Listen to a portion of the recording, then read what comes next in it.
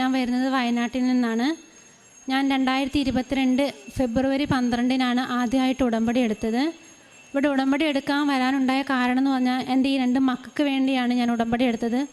ഇവർ രണ്ടുപേരും 4 വയസ്സ് 7 വയസ്സുള്ള പിള്ളേരാണ്. മെയിനായിട്ട് ഇവർക്ക് വരാൻ ഹൈപ്പർ ആക്ടിവിറ്റിയാണ്.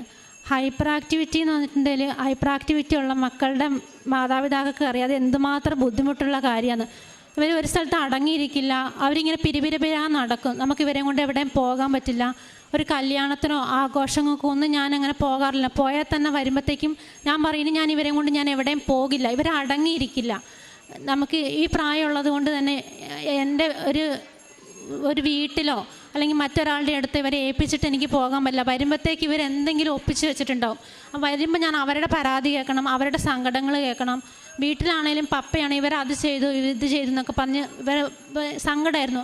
പപ്പേനോടുള്ള ദേഷ്യത്തിനും മറ്റുള്ളവരുടെ ദേഷ്യം ഞാൻ ഇവരെ അടിക്കുകയൊക്കെ ചെയ്യുമായിരുന്നു.